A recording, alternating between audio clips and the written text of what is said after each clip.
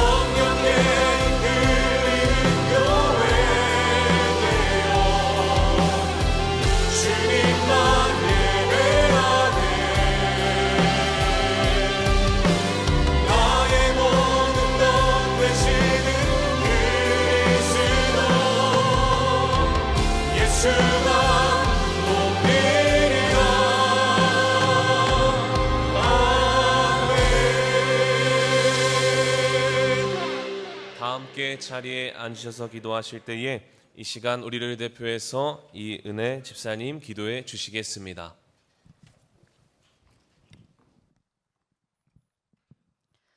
오늘도 살아 역사하시는 하나님, 믿음의 공동체가 주의 이름으로 모여 예배하게 하시니 감사합니다. 날마다 하나님의 풍성한 은혜를 공급하여 주심에 감사합니다. 주님의 십자가 사랑으로 옛사람은 죽고 의와 진리의 거룩함으로 새롭게 지음받아 새 사람으로 살아가게 하시니 감사합니다. 이해할 수 없는 우리들의 삶을 상상할 수 없는 하나님의 사랑과 은혜로 만져주시고 인도해 주시니 감사합니다. 오직 하나님의 말씀에 집중하여 예배를 통해 길을 만드시는 하나님을 기대하며 하나님의 꿈이 되어 꿈을 향해 나아가며 이 세상 가운데 하나님의 나라를 경험하길 원합니다. 여름 캠프 중인 다음 세대들이 하나님 안에서 믿음의 주요 온전케 하시는 예수 그리스도를 바라보며 이 세대를 본받지 말고 오직 마음을 새롭게 함으로 변화를 받아 하나님의 선하시고 기뻐하시고 온전하신 뜻이 무엇인지 분별하는 세대로 자라가는 축복의 주인공들 되게 하옵소서. 여름 캠프가 진행되는 각 현장마다 복음이 전파되며 준비하는 교역자, 교육 목자들에게 하늘의 지혜를 부어주시며 예수님 만나는 천국잔치 되게 하옵소서.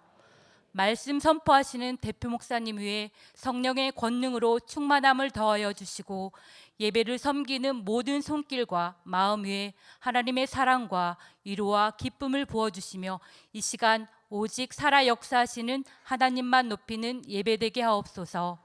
하늘의 상급을 향해 사는 위대한 상속자로 주님 다시 오시는 그날까지 착한 교회, 착한 성도로 하나님의 마음을 시원케 하는 성도 되게 하옵소서. 길이요 진리요 생명 되신 예수 그리스도 이름으로 기도합니다. 아멘.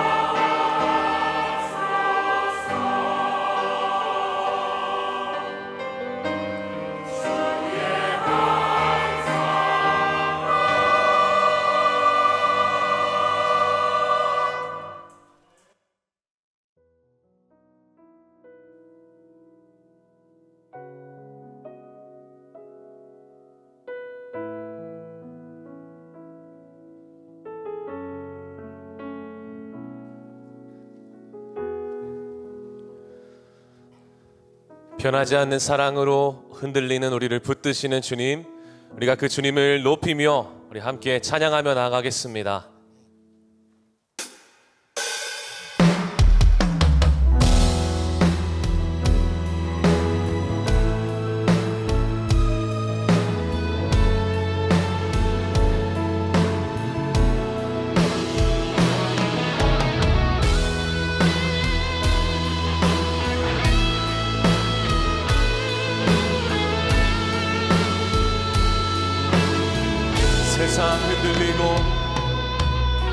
세상 흔들리고 사람들은 변하여도 나는 주를 섬기리.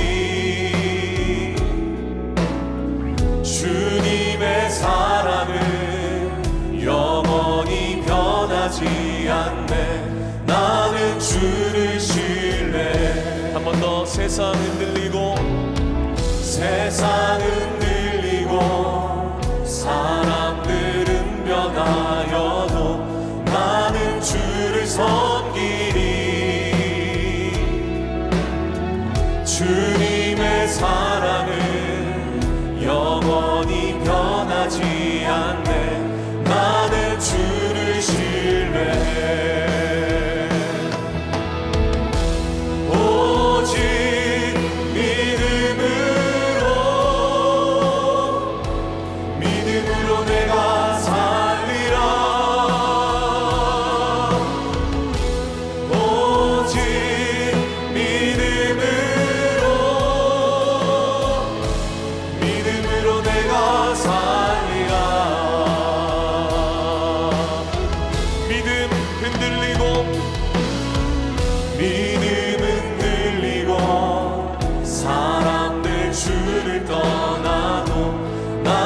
주를 섬기리. 주님의 나라는 영원히 쇠하지 않네. 나는 주를 신뢰해. 오직 믿음으로 오직 믿음으로 내가 살리라.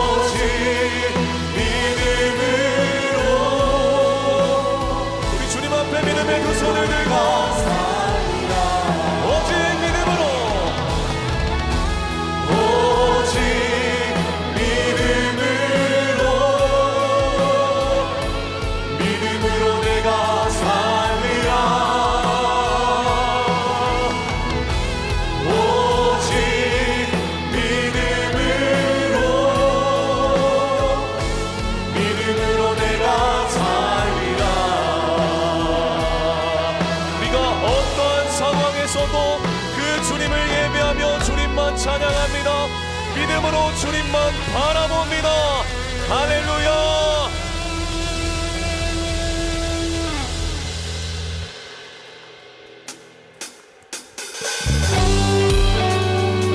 우리를 붙드시고 이끄시는 주님을 계속해서 의지하며 찬양합니다.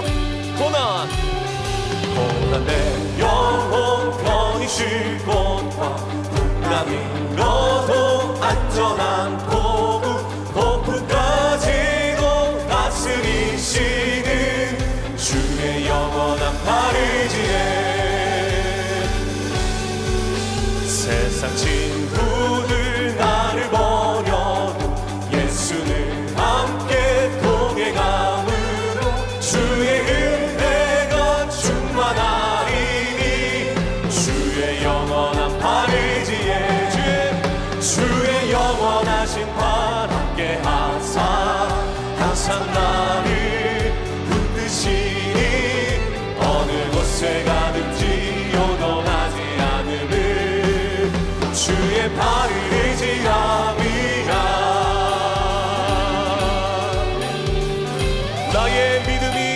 연약해져도 나의 믿음이 연약해져도 위에 위한 힘을 주시며 위대할 때도 안보하시는 주의 영원한 바르지에 주의 영원하신 발 함께 하사 항상 나를 붙드시니 어느 곳에 가든지 요동하지 않음을 주의 팔이 의지함이라.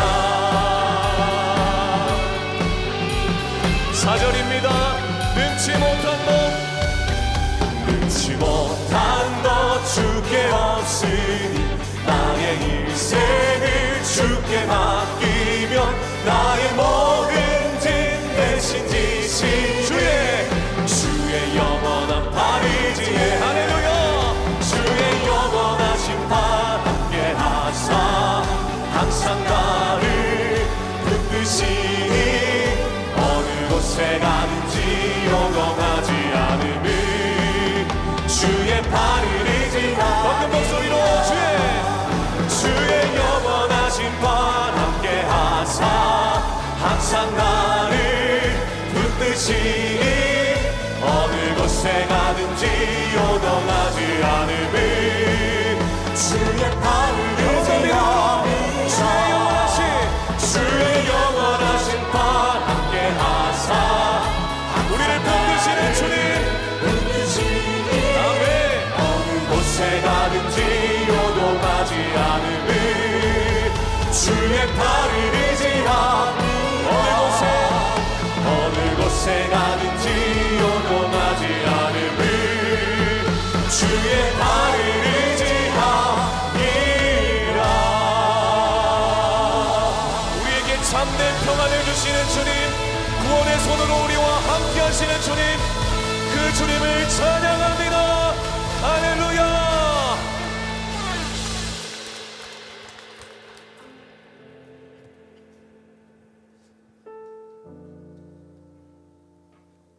여러분, 하나님 참 좋으신 분이십니다.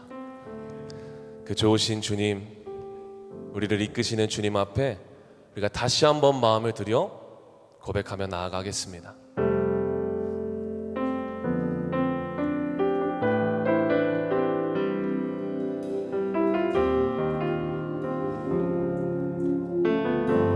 많은 이들 말하고 많은 이들 말하고 많은 이들 노래는 하지만 정작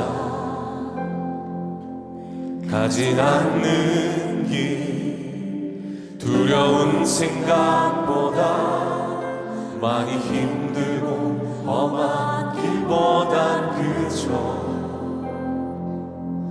말로만 가려기에 점점 멀어져만 가네. 내게 생명 주었던 그 길 점점 이용하려 하네. 내게 사랑 주었던 그 길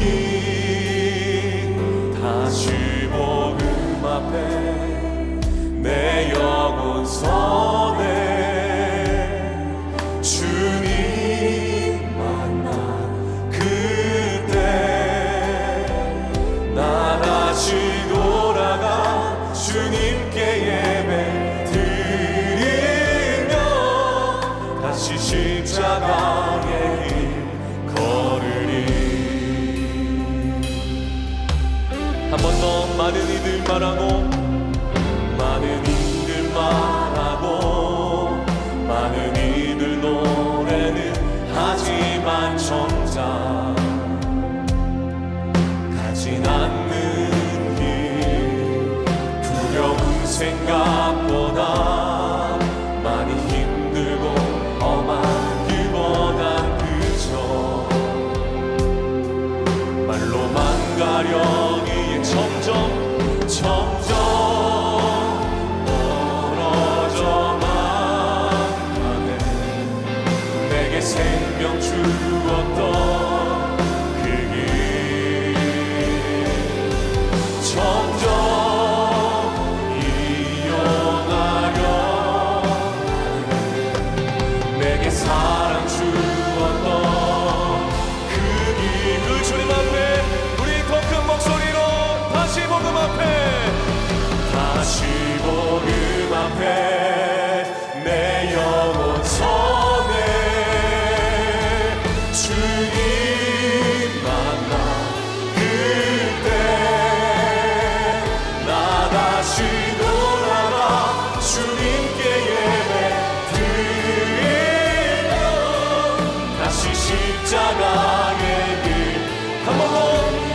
다시 복음 앞에 다시 복음 앞에 내 영혼 선해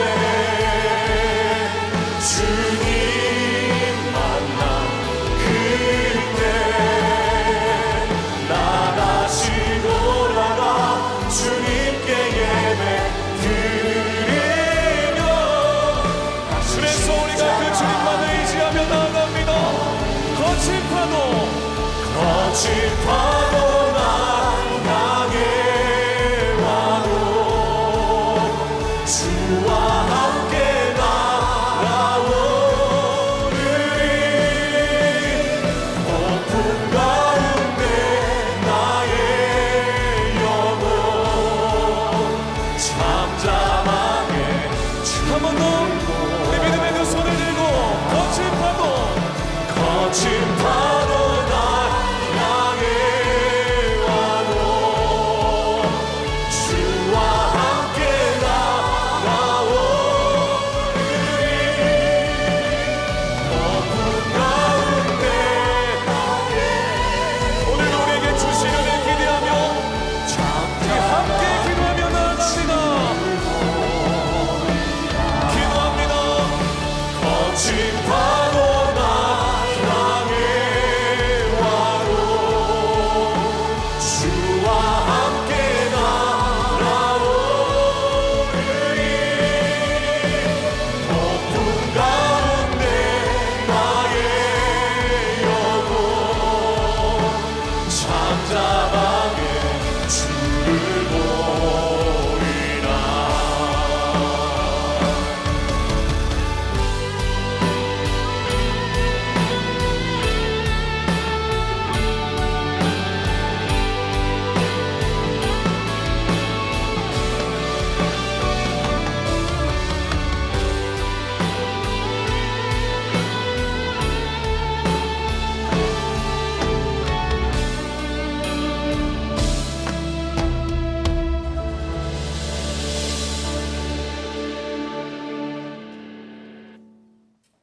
참 좋으신 아버지 하나님, 우리를 너무나 사랑하셔서 하나님의 형상을 따라 창조하시고 우리의 부족함, 죄악됨, 연약함, 미련함에도 불구하고 끝까지 우리를 사랑하시고 예수 그리스도를 통하여 우리를 구원해 주시고 위대한 상속자 삼아 주셔서 정말 감사합니다.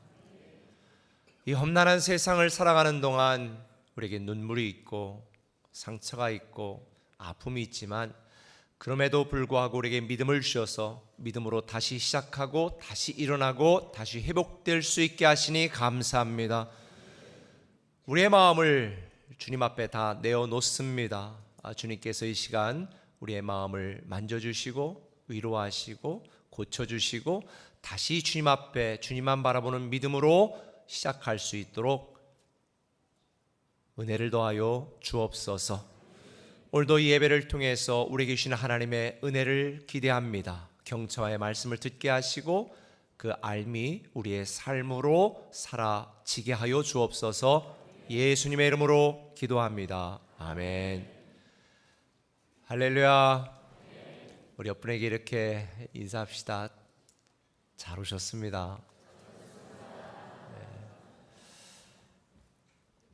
날씨가 무더운데 하나님께서 우리를 또 예배자로 불러주시고 또 여기까지 우리를 이끄시고 인도하신 하나님께 감사하는 마음으로 우리 기적의 언어 같이 한번 고백합시다. 감사합니다. 감사합니다. 축복합니다. 축복합니다. 사랑합니다. 사랑합니다. 옆분에게 잘 될 겁니다. 잘 될 겁니다. 승리하세요. 안녕하세요. 우리 다 일어나셔서 가져온 성경책을 들고 우리 한번 이렇게 고백합시다. 성경은 살아계신 하나님의 말씀입니다. 성경은 살아계신 하나님의 말씀입니다. 오늘 우리에게 말씀하여 주옵소서. 오늘 우리에게 말씀하여 주옵소서. 우리가 듣고 행하겠나이다. 우리가 듣고 행하겠나이다. 하나님의 말씀은 오늘 열왕기하 15장 32절부터 함께 나눌 텐데요. 제가 먼저 읽겠습니다. 이스라엘의 왕 르말야의 아들 베가 제2년에 유다 왕 우시아의 아들 요담이 왕이 되니 나이가 25세라 예루살렘에서 16년간 다스리니라. 그의 어머니의 이름은 여루사라 사독의 딸이더라. 요담이 그의 아버지 우시아의 모든 행위대로 여호와께서 보시기에 정직히 행하였으나 오직 산당을 제거하지 아니하였으므로 백성이 여전히 그 산당에서 제사를 드리며 분향하였더라. 요담이 여호와의 성전의 윗문을 건축하니라. 요담의 남은 사적과 그가 행한 모든 일은 유다 왕 역대 지략에 기록되지 아니하였느냐. 그때 여호와께서 비로소 아람 왕 르신과 르말랴의 아들 베가를 보내어 유다를 치게 하셨더라. 다 함께 요담이 그의 조상들과 함께 자매 그의 조상 다윗성의 조상들과 함께 장사되고 그 아들 아하스가 대신하여 왕이 되니라. 아멘. 은혜 받도록 인사와 앉습니다.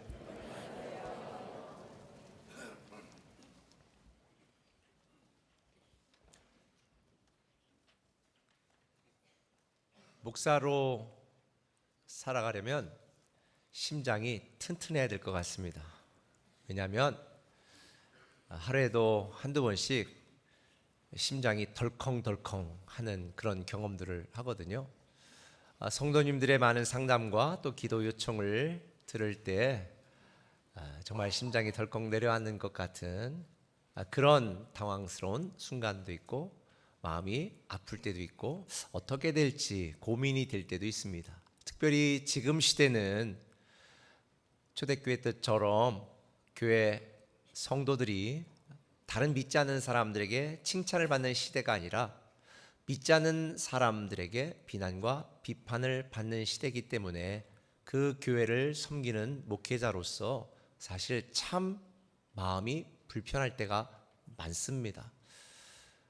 어디 가서 제가 목사입니다 라고 이야기하는 것이 주저주저 될 때가 솔직히 많습니다. 얼마 전에 우리 세종에 살던 한 여고생이 인천에 가 있다가 교회 갔는데 교회에서 맞아 죽었더라. 뭐 이런 기사가 났어요. 그래서 제가 깜짝 놀래가지고 이게 뭔 일인가 봤더니 그 교회는 정상적인 교회가 아니고 이단 구원파로 알려진 속칭 이단 교회였습니다. 그곳에서 학대를 당하고 또 어려움 속에 목숨을 잃게 되는 정말 안타까운 사건이 있었는데요. 그런 이야기 신문 기사를 볼 때마다 목사가 교회가 막 이러면 제가 이 심장을 어디다 떼놓고 있다가 다시 집어넣고 싶은 심정입니다. 그런데 그런 부정적이고 비판적인 뉴스에 나오는 교회나 목사들의 거의 많은 부분은 이단에 속한 교회, 또 건강하지 못한 그런 교회에서 발생한 일이라는 것을 여러분은 아셨으면 좋겠습니다. 물론 다 그렇다는 이야기는 아닙니다. 우리는 지금 성도의 신앙과 교회 공동체를 무너뜨리려는 수많은 위험과 위기 속에서 살아가고 있습니다. 목회 데이터 연구소의 통계에 따르면 현재 한국 개신교 이 숫자의 출석자로 말하면 한 600만 명 가까이 되는데 여기에 8.2% 최대 60만 명 정도가 사이비 이단 건강하지 못한 교회에 속한 성도들이다라는 통계가 있습니다. 제 생각에는 더 많을 것 같아요. 지윤식 박사가 쓴 2050 한국교회 다시 일어난다라고 하는 이 책에 의하면 현재 추세대로 간다면 2050년에는 기독교인이 402만 명 정도로 줄을 것이고 2067년도에는 이단과 사이비에 속한 성도들이 기존 건강한 교회에 속한 성도들의 숫자를 추월할 것이다 라고 예측하고 있으니 정말 비관적입니다. 그러나 이 책이 말하는 것처럼 그렇게 암울한 미래를 예견하는 것뿐만 아니라 그렇기 때문에 교회가 건강한 교회가 돼야 되고 성도들이 깨어 있어야 된다. 이걸 강조하고 있습니다. 사실 지금 한국 교회 안에는 초대교회에 있었던 거짓 교사들처럼 다원주의 신앙을 가진 분들도 있습니다. 겉으로는 정상적인 교회 또 정상적인 목회자처럼 보이지만 안으로 들어가면 부패하고 싹군 목자도 있고 그리고 잘못된 신앙을 갖고 신앙생활하는 성도들도 꽤 있습니다. 그런데 여러분, 신천지 사이비 이단처럼 이런 잘못된 신앙을 가진 사람들은 가정을 파괴합니다. 성도들을 낙심케 하고 분열시킵니다. 그리고 교회를 무너뜨립니다. 올해 신천지 같은 경우는 내부적으로 큰 여러 가지 문제들이 있어서 그거를 호도하기 위해서 올해는 바벨론을 무너뜨리는 해. 예를 들면 바벨론은 교회를 말해요. 그들의 표현으로. 그래서 각 교회로 다 파송해서 성도들을 미혹해 하는, 또 이렇게 추수꾼들이 많이 잠입하는 해라는 그런 이야기가 있습니다. 왜 우리 교회가 들어올 때 꼭 이거 찍고 들어오냐? 안 찍고 들어오는 분들은 사실 좀 의심이 됩니다. 합리적인 의심. 그래서 우리는 교회를 지키는 것이 우리의 사명이기 때문에 사실 그러는 거거든요. 교회 안에도 성도들의 믿음을 훔쳐가기 위하여 양의 탈을 쓴 이리 같은 사람들도 있습니다. 그래서 우리는 바른 신앙, 건강한 신앙을 가져야 됩니다. 제가 목회를 시작하고 첫 번째 내걸던 저의 목회 슬로건이 전통교회에서 건강한 교회로, 그리고 건강한 교회가 되기 위해서 지금까지 노력하고 애써왔는데요.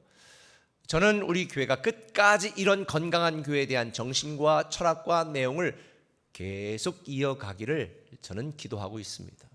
지금 여름 캠프가 한참 진행되고 있습니다. 은혜 중에 잘 진행되고 있습니다. 그런데 저는 또 고민이 있습니다. 여름 캠프에 은혜 받은 아이들이 학교에 가면 진화론을 배웁니다. 그리고 아이들이 혼란스러워합니다. 창조과 진화인가. 근데 성경은 분명히 말합니다. 태초에 하나님이 천지를 창조하셨느니라. 그런데 이 자연주의 존재론자들, 이 무신론자들은 하나님이 없다고 주장을 하고 창조를 부인합니다. 그리고 기독교를 공격하니까 아니다, 과거로 증명할 수 있다, 뭐 창조 과학하는 분들도 있고, 또 심지어 야, 과학과 신앙은 다른 게 아니다, 잘 조화롭게 살 수 있다, 나 창조를 믿고 하나님도 믿어, 그런데 진화도 인정해, 그런 유신 진화론자들도 있습니다.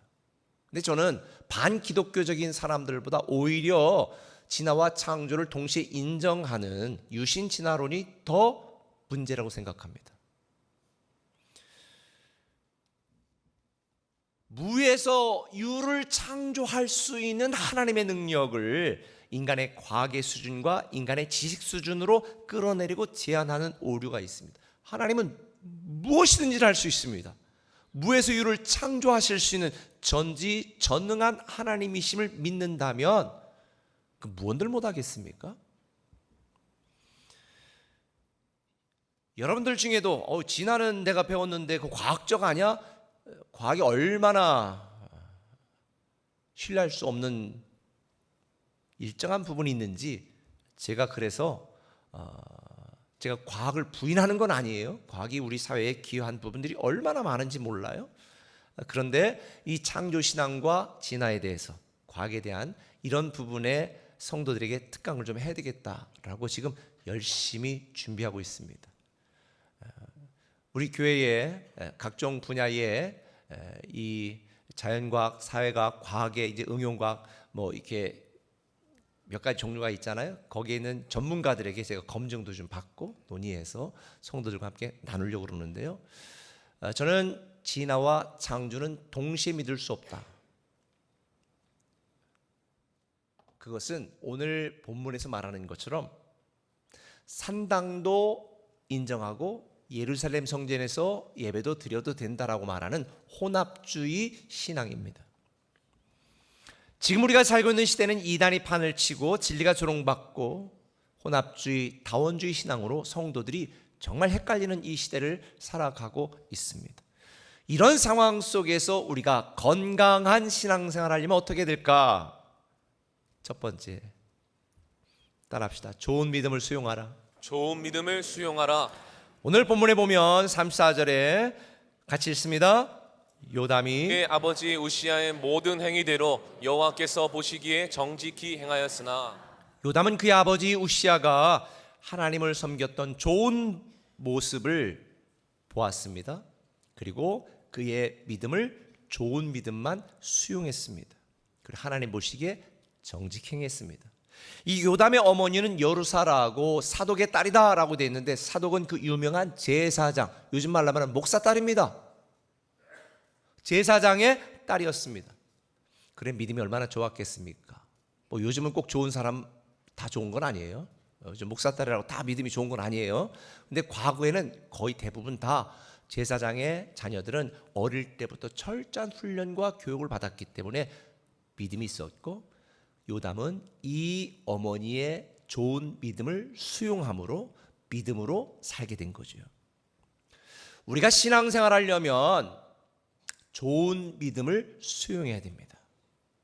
여러분이 아무리 교회를 오래 다녔어도 나쁜 믿음, 잘못된 믿음, 병든 믿음을 보고 배우고 수용하면 건강한 신앙생활 할 수가 없습니다. 그래서 우리에게는 영적 분별력이 필요한 거지요. 내가 중심이 아니고 하나님 중심으로 바라볼 수 있는 이 영적 분별력이 있어야 돼요. 영적 분별력은 알미 있어야 되고 지식이 있어야 됩니다. 그래서 양육받으라는 거예요. 여러분들이 세상에서 주어들은 그 파편적인 지식을 가지고 여러분의 인생을 판단하고 평가하는 것 얼마나 무지한 일인지 아세요? 우리가 살고 있는 시대에 얼마나 많은 무익한 정보들이 떠돌아다니고 있습니까?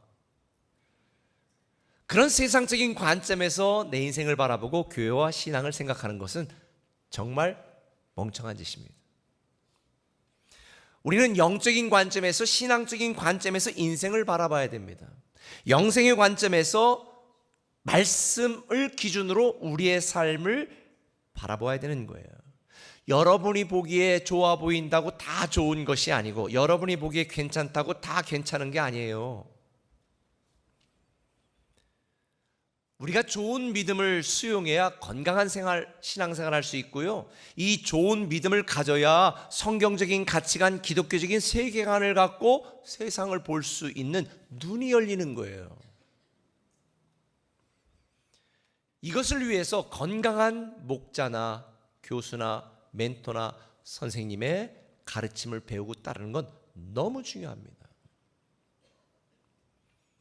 영적 멘토가 누군지 굉장히 중요해요. 저는 아버님이 목회자였기 때문에 아버님이 목회하는 것을 보면서 자랐습니다. 아버님은 늘 목사는 싹군 목자가 되면 안 된다. 목자는 양을 위해 목숨을 걸고 희생해야 된다. 참 목자가 돼야 된다. 굉장한 열정이 있으셨던 분이에요. 그래서 70세 정년 포기하고 다음 세대를 위해서 한국 나이로 61세 그만두고, 젊은 사람이, 아는 사람이, 배운 사람이 더 교회를 섬겨야 된다라고 물러나셨거든요. 저는 그런 아버님의 그 희생정신, 교회를 사랑하는 마음을, 좋은 믿음을 수용을 했고, 반면에 저희 어머님은 섬기고 베풀고 나누는 이런 일들에 대하여 얼마나 열심을 냈는지 몰라요. 한 가지 흠이 있다면 너무 완벽하게 하려고 하고 나에게도 그걸 강조해서 제가 스트레스를 받았지만, 그러나 우리 어머님이 섬기고 나누고 베풀려고 하는 그런 좋은 믿음은 제가 다 수용했습니다. 그래서 오늘의 저의 장점이 된 것 같아요. 물론 부모님이 다 완벽하셨던 건 아니에요. 부족한 부분도 참 많으셨어요. 그러나 자식이 부모는 절대 평가할 수 없는 거기 때문에 있는 모습 그대로 받아들이고 저는 존경하고 사랑합니다. 마음이 아플 때도 있지만.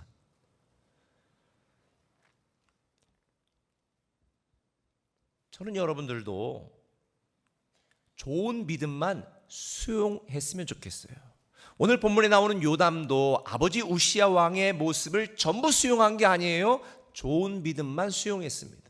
성경에 보면 요담의 아버지 우시야는 하나님의 은혜로 강성해지고 축복을 받았습니다. 그러니까 어떻게 돼요? 마음이 교만해졌어요.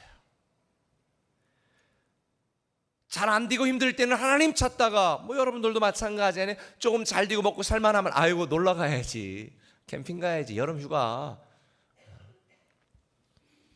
그래서 이 우시야는 제사장만 들어가 하나님을 섬기고 분향할 수 있는 성전에 들어가 내가 직접 하겠다라고 스스로 분향을 하려고 그랬습니다.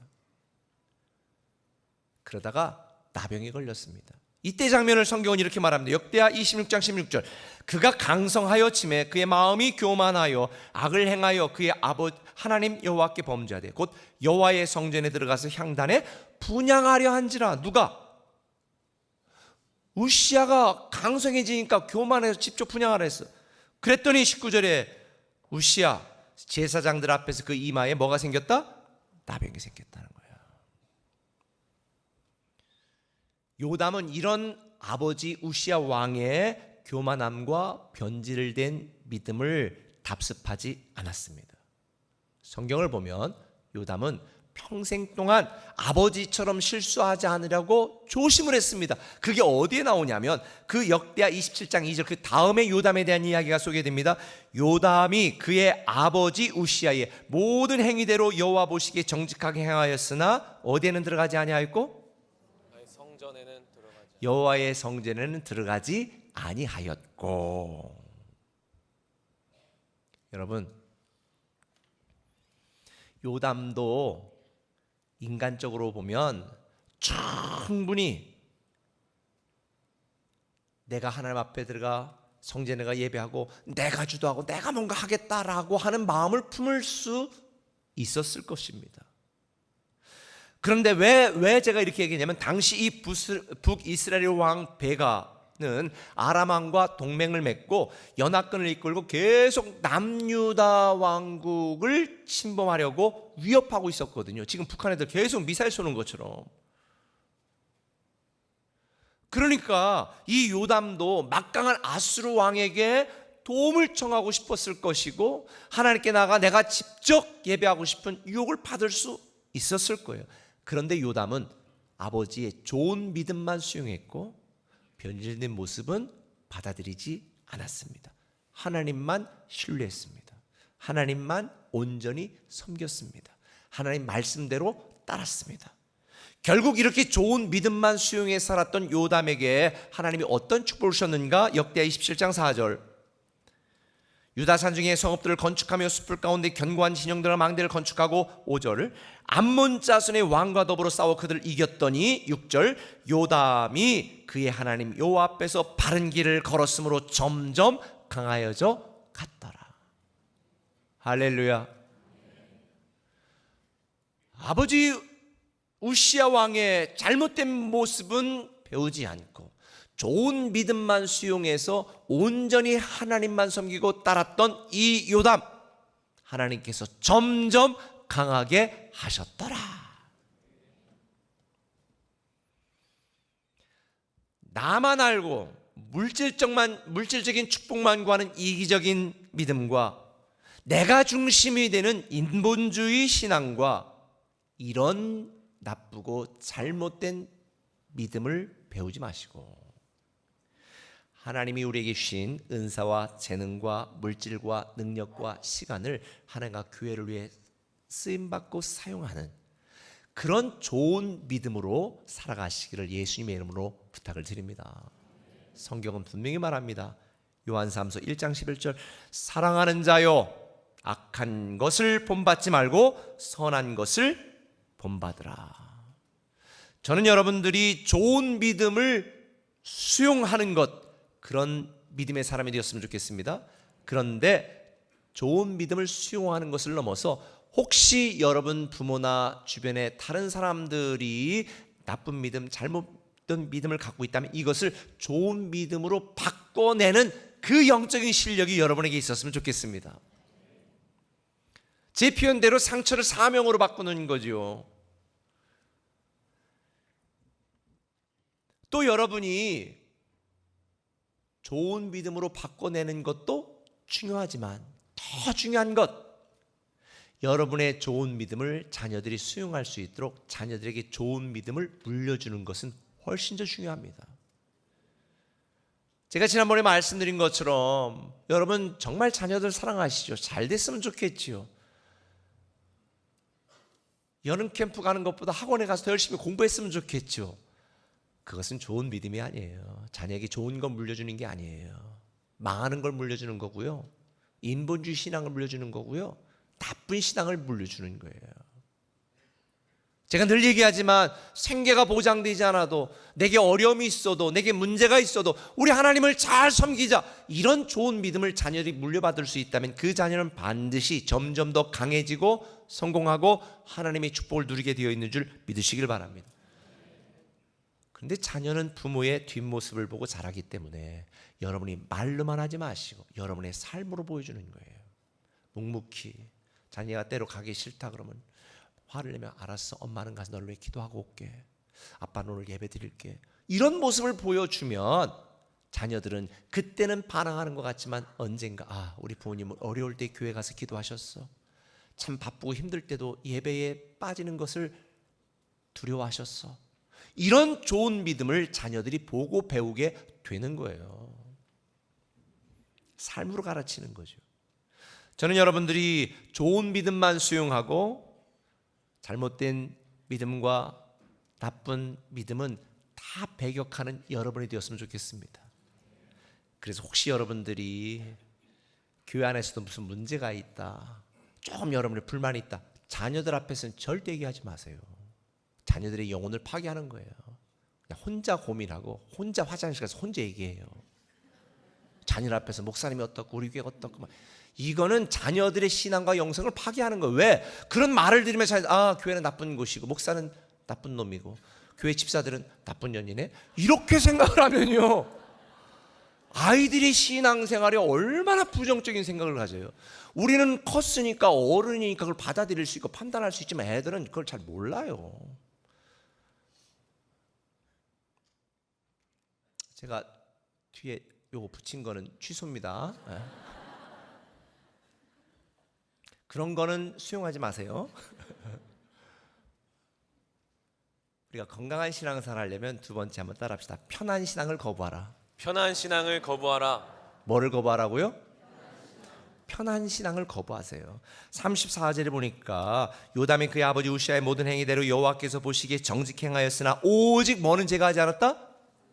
산당은 제거하지 아니하였으므로 백성이 여전히 그 산당에서 제사를 드리며 분향하였더라.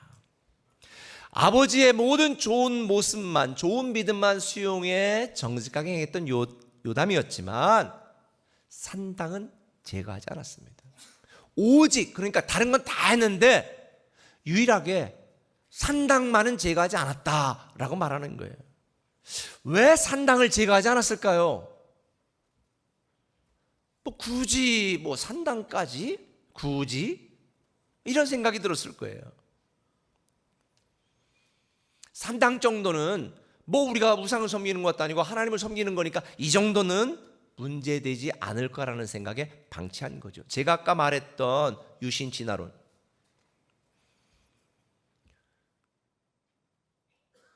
지금 이 정치적으로 사회적으로 보면 요담은 아람 왕과 북이스라엘 베가 왕의 이 위협 속에서 긴장된 삶을 살고 있었거든요. 그런데 괜히 백성들이 편하게 가서 예배하고 제사하는 이 산당을 없애가지고 백성들이 원성을 사고 나라를 혼란하게 만들고 백성들의 반발을 일으킬 필요가 없다고 판단한 거죠. 그렇다면 여기서 한 가지 더, 왜 이스라엘 백성들은 예루살렘 성전에 가서 예배하지 않고 가까운 산당에서 제사를 드렸을까? 예루살렘 성전이 세워지기 전까지는 우리가 알다시피 성막이 있었잖아요. 그러니까 그때 당시에 이스라엘 백성들은 곳곳에 있는, 지방 곳곳에 있는, 집 앞에 있는, 동네에 있는 이 산당에서 하나님께 제사를 드렸습니다. 그러다가 또 왕이 우상을 섬기는 그 산당에 하나님 대신 또 뭐를 섬긴 거예요?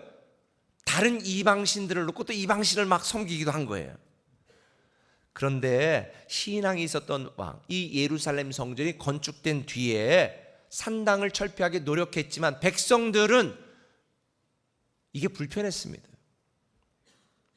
왜냐하면 예루살렘에 있는 성전까지 가서 예배하려면 양과 비둘기들 다 끌고 가야 되는데 얼마나 불편해.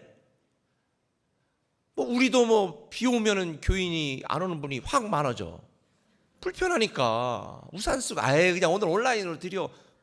그게 보통 편한 신앙을 추구하는 사람들의 생각 아닐까요? 그러다 보니까 이들은 동네 산당에서 하나님께 제사하고 예배를 드리기 시작한 거예요. 왜? 접근성도 너무 좋으니까. 그냥 요즘 말로 말하면 뭐하러 꿈의 교회까지가, 그냥 가까운 교회 가지, 가까운 교회, 뭐 이런 거죠 뭐. 그러니까 편한 신앙에 안주하기 시작한 거예요. 백성들 입장에서 보면 굳이 예루살렘까지 가는 게 번거로웠던 거예요. 실제로 너무 번거로우니까 예수님 당시에도 사람들이 비둘기나 양이나 가지고 번거로우니까 그냥 돈 만들고 와가지고 성전들 앞에서 이거 어떤 거, 야 이거 할까? 이걸로 할게. 아이 또 비싼데 여기 성정하고 이런 짓들을 하면서 그걸로 제사를 드리려고 했을 때 예수님께서 분노하셨잖아요. 이게 지금 너희들 여기서 지금 뭐 하는 짓거리냐? 이거 장사는 되냐? 이것을 또 곡해가지고 교회에서 무슨 선교나 이런 거 할 때 가끔씩 바제할 때 왜 교회 장사냐? 이거하고는 전혀 개념이 다른 개념이에요. 이런 편한 신앙에 대하여 예수님께서는 질책하고 책망한 거예요. 당시 이스라엘 백성들의 생각 속에는 아니 하나님이든 이방신이든 사실 뭐 그냥 우리가 잘 되자고 하는 거 아니야? 우리에게 유익하기만 하면 되는 거 아니야? 꼭 뭐 예루살렘까지 가야 돼? 하나님 섬기는데 그냥 가까운 산당에서 예배해? 이런 편한 신앙에 안주한 사람들이 많았다는 거죠. 근데 하나님께 뭐라고 말씀하셨습니까? 편하게 적당히 하라고 그랬을까요? 편하게 적당히 하나님 섬기라고 그랬을까요? 아니에요. 너희는 마음을 다하고 뜻을 다하고 목숨을 다하여 주 너희 여호와 하나님을 섬기고 사랑하라고. 하나님께서는 분명히 이렇게 말씀했어요. 내가 정한 곳에 가서 예배하고 내가 정한 곳에 예물을 드려라. 그래서 신명기 14장 23절에 보니까 내 하나님 여호와 앞 곧 여호와께서 그의 이름을 두시려고 택하신 곳에서, 그 어디예요? 예루살렘, 시온, 예루살렘 성전에 가서 예배하고 그곳에 제물을 드려라. 그곳에 11조도 드려라 라고 말한 거예요. 제가 언젠가 얘기했지만 꿈의 교회 공동체 안에 하나님이 여러분이 하나님께서 꿈의 교회로 이끄시고 인도하시고 이곳에서 하나님을 섬기고 교제하고 예배도록 만드셨다면 헌신도 헌금도 꿈의 교회 하는 게 맞는 거예요. 하나님이 정하신 곳이니까. 신앙이나 예배는 내가 중심이 아니에요. 누가 중심이에요? 하나님이 중심이에요. 내 방법이나 내 생각이 중요한 게 아니야. 하나님의 말씀과 뜻이 중요한 거예요. 내가 하고 싶은 대로 하는 것이 아니라 주님이 하라는 대로 해야 되는 거예요. 편한 신앙을 거부해야 건강한 신앙을 가질 수 있어요. 뭐 예배 온라인 드릴 수 있습니다. 제가 늘 얘기하지만 코로나 때 못 올 경우에는 그럴 수도 있어요. 그런데 지금은 다 올 수 있기 때문에 굳이 비가 오고 굳이 날이 뜨겁고 굳이 힘들어도 어떻게 해야 돼요? 편한 신앙을 거부하고 주님께 나와 나를 산 제물로 드려야 돼요. 제이슨 비첼이 쓴 쉬운 예수는 없다라는 책이 있습니다. 여기 이런 글이 있습니다. 쉬운 삶이 아니라 좋은 삶을 선택하라. 핵심적으로 여러분에게 설명하면 이거예요. 그냥 들어가기 쉬운 대학 가고 싶습니까? 좋은 대학 가고 싶습니까? 들어가기 쉬운 직장에서 들어가고 싶습니까? 좋은 직장 들어가고 싶습니까?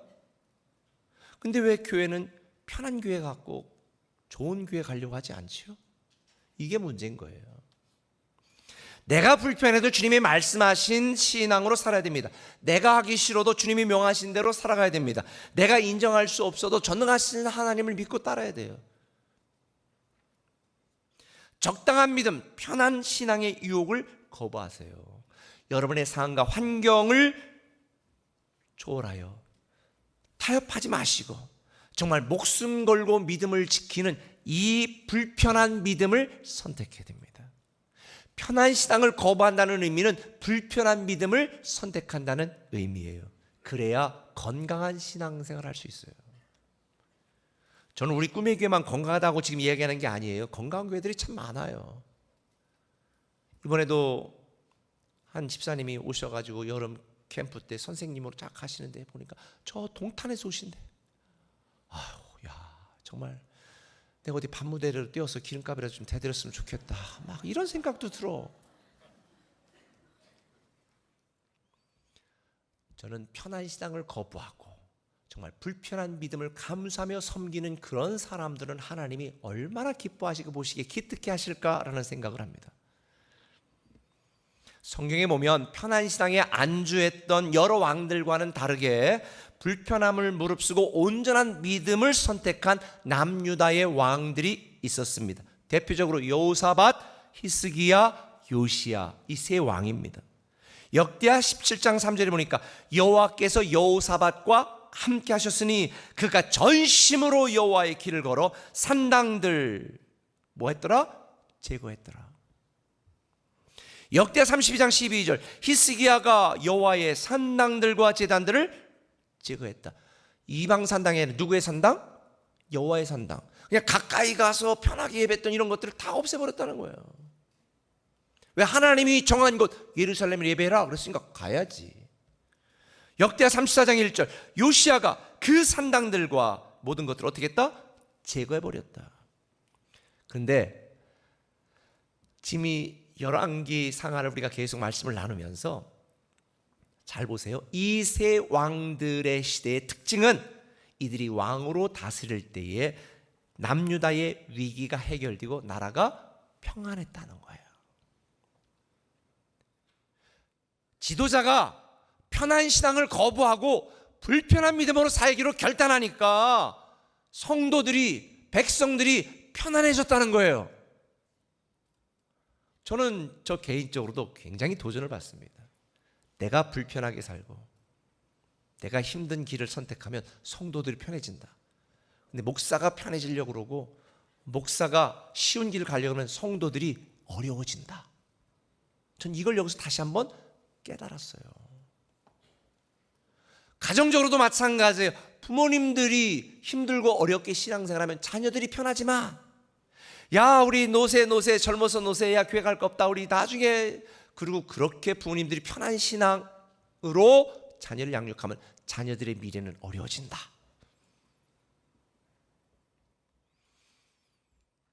이 요담 산당을 제거하고 편한 신앙을 거부하고 혼합주의 신앙을 배격하며 불편한 믿음으로 온전히 하나님을 섬겼을 때 하나님이 그들을 축복하셨다. 저는 여러분들도 당장은 손에 쥐고 힘든 것 같아도 편한 신앙을 거부하셨으면 좋겠습니다. 하나님을 섬기고 예배하고 하나님을 위해 헌신적인 삶을 사는 것이 세상 사람들이 보기에 미련해 보여도 여러분 잘하고 있는 것입니다. 특별히 우리 교회학교 교사들에게 진심으로 감사드립니다. 자기 휴가를 사용해서 섬기는 분들도 있어요. 이 1년에 그 기다렸던 휴가인데요. 얼마나 놀고 싶었을까. 그런데 편한 신앙 거부하고 불편함을 기꺼이 선택하고 하나님을 섬기는 그분들의 믿음이 저는 너무 감동됩니다. 저도 감동되는데 하나님은 얼마나 감동되시겠어요. 주님께서 마태복음 7장 13절에 이렇게 말씀했습니다. 좁은 문으로 들어가라. 멸망으로 인도하는 문은 크고 그 길이 넓어 그리로 들어가는 자가 많고 생명으로 인도하는 문은 좁고 길이 협착하여 찾는 자가 적음이니라. 저는 이렇게 생각합니다. 때로는 신앙생활하며 겪는 우리의 불편함이 우리를 축복하시는 하나님의 축복의 재료가 된다. 저는 여러분들이 편하다고 나태하지 마시고 하나님을 섬기는 것이 부담되고 불편하다고 불평하지 마시길 바랍니다. 만약 지금 여러분들이 하나님의 축복과 은혜로 편하게 신앙생활하고 있다면 감사하세요. 만약 여러분들이 신앙생활이 어렵고 부담스럽고 불편하다면 더 감사하세요. 더 멋지고 아름다운 미래를 주님이 준비하고 있으니까 말이죠. 저는 여러분들이 건강한 신앙생활을 계속 유지하기를 예수님의 이름으로 축원합니다.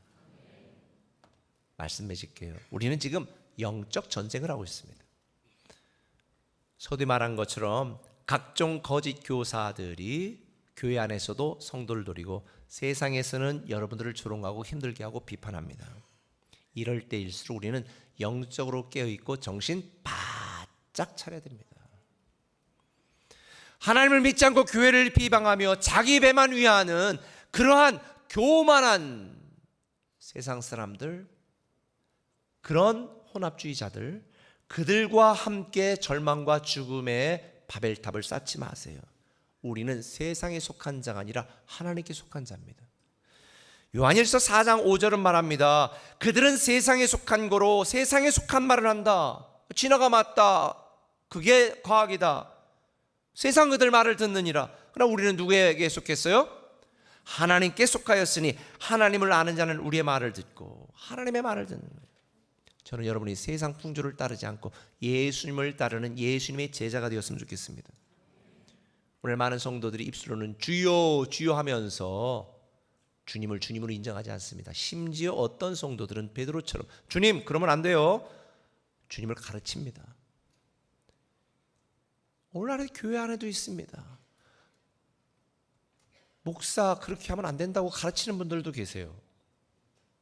저는 우리 교회가 영적인 질서가 좀 있었으면 좋겠습니다. 양은 목자의 음성을 듣는 거예요. 만약 이 목자는 싹군 목자야 그러면은 정말 여러분이 섬기고 여러분이 인정할 만한 그런 목자에게 가는 게 여러분의 신앙을 위한 길입니다. 그런데 양은 목자의 음성을 들어요. 제가 변사면서도 가르치지만 목자의 음성을 듣지 않고 따르지 않는 양은 내 양이 아니기 때문에 저는 책임지지 않습니다. 요한복음 10장 27절 뭐라고 말했어요? 내 양은 내 음성을 들으며 나는 그들을 알며 그들은 나를 따르느니라.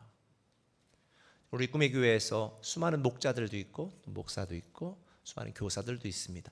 인간적으로 볼 때는 부족한 부분이 있을 수도 있지만 하나님이 세우셨으면 그들을 존중하고 인정하고 따르고 신뢰하는 것이 우리 꿈의 교회에 계신 하나님의 영적인 질서입니다. 지금 여러분은 누구의 말을 신뢰하고 있습니까? 세상 사람들의 말을 신뢰합니까? 아니면 하나님의 말씀을 신뢰하고 있습니까? 아니면 여러분을 위해 기도하고 있는 목회자의 말을 따르고 있습니까? 아니면 주변 사람들의 말을 듣고 요동치고 있습니까? 건강한 신앙생활하고 싶다면 이 두 가지 꼭 기억하십시오. 좋은 믿음을 수용하십시오. 편한 신앙을 거부하십시오. 저는 여러분 모두가 우리 꿈의 교회 공동체 안에서 건강한 신앙생활의 복을 누리기를 예수님의 이름으로 축원합니다. 우리 찬양하기도 합시다. 내 마음의 주를 향한 사랑이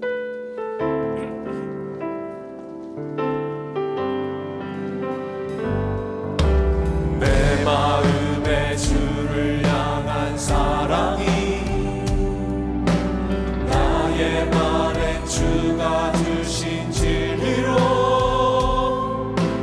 나의 눈에 주의 눈물 채워주소서. 내 입술에 찬양의 향기가 두 손에는 주를 닮은 손길이 나의 삶의 주의 흔적 남게 하소서. 하나님의 사랑이 하나님의 사랑이 영원히 함께하리. 십자가의 길을 걷는 자에게 순교자의 삶을 사는 이에게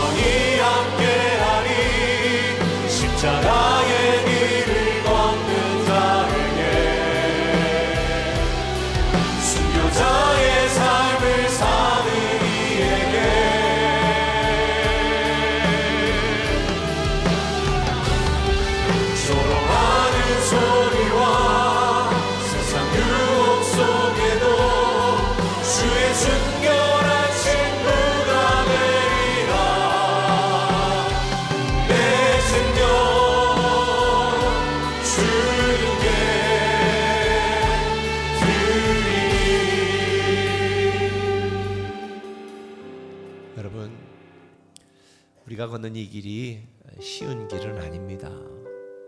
그러나 정말 살 길이고 좋은 길이고 영생의 길이고 생명의 길입니다.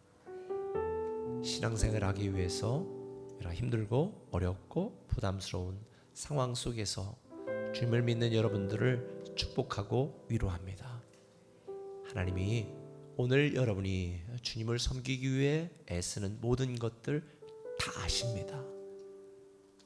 우리 끝까지 그 어떤 상황과 환경에도 주님을 섬기는, 그래서 건강한 신앙생활하는 여러분이 되기를 축복합니다.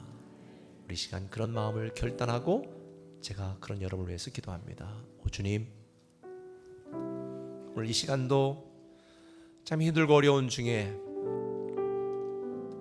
바쁘고 부담스러운 중에, 경제적으로 쪼달리고 힘든 중에도 기꺼이 주님을 사랑하여 섬기는, 또 예배하는 사랑하는 성도들을 축복하시고, 무엇보다도 하나님과 교회 공동체를 말없이 보이지 않는 곳에서 섬기는 사랑하는 모든 사역자들을 주님 기억하여 주시옵소서.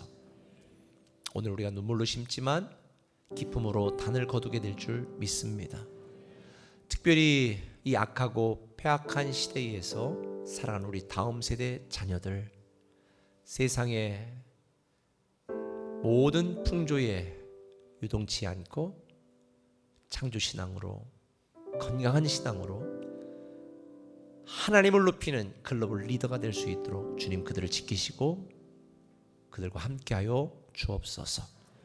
오늘도 주님 앞에 나와 불편한 믿음을 선택하고 주님 앞에 나와 예배하는 모든 성도들, 주님께서 사랑하시는 그 주님의 사랑을 느끼고 깨닫게 하여 주옵소서. 오늘도 주님 앞에 나와 간절히 기도하는 모든 기도를 주님 응답하여 주옵소서. 예수님의 이름으로 기도합니다. 아멘.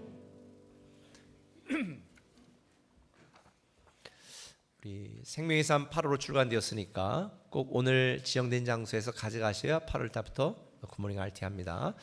오늘은 마지막 주이기 때문에 잠깐 언급하는데, 우리 다음 세대를 위해서 이번 여름 캠프를 위해서 사용할 테니까요, 마음을 모아주시면 감사하겠습니다. 우리 그리고 지금 초등부 여름 캠프 잘 마쳤어요. 초등부 여름 캠프 잘 마쳤고, 그 다음에 우리 유년부 여름 캠프가 이번 주일까지, 오늘까지 또 이렇게 쭉 진행이 되는데, 우리 다음 세대 아이들이 하나님을 찬양하고 예배하는 모습이 얼마나 아름다운지 여러분들께서 기도해 주시고 또 후원해 주시고 함께 했으면 좋겠습니다.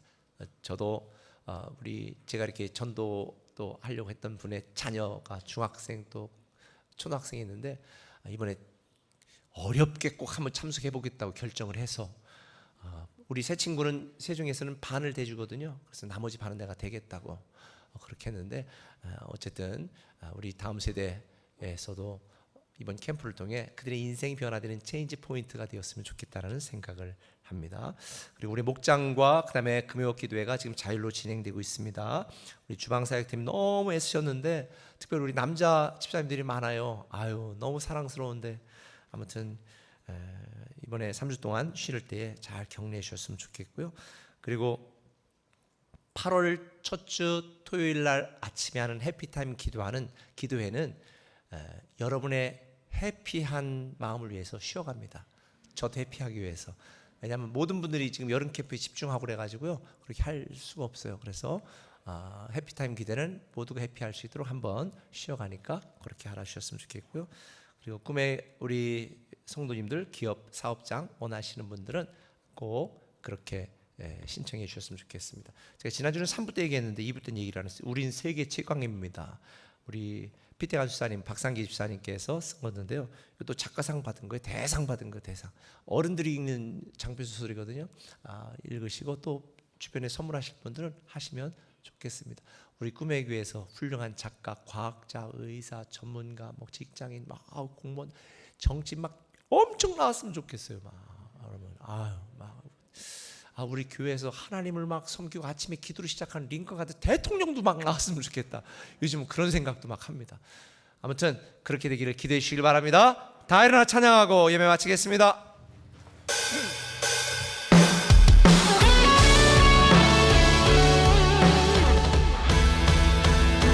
내 안의 한계를 넘어 일하시는 주 그 신주의 은혜 내 삶을 이끄시네 인생의 처음과 끝을 주관하시니 모든 삶 주님께 맡기네 내 안의 한계를 넘어 일하시는 주 그 신주의 은혜 내 삶을 이끄시네 인생의 처음과 끝을 주관하시니 모든 삶 주님께 맡기네 이제는 우리 주 예수 그리스도의 크신 은혜와 아버지 하나님의 무한하신 사랑과 성령님의 감화 감동 역사 충만 임재 내조하심이 11주를 구분하여 드리고 감상금, 선경금, 주정금 각종 예물과 우리의 몸과 마음과 시간과 정성을 대리한 사랑하는 모든 성도들 예배자들 위해 가정과 직장과 사업장과 이민족 위해 지금부터 영원토록 함께 하시옵시기를 간절히 축원하옵나이다. 아멘.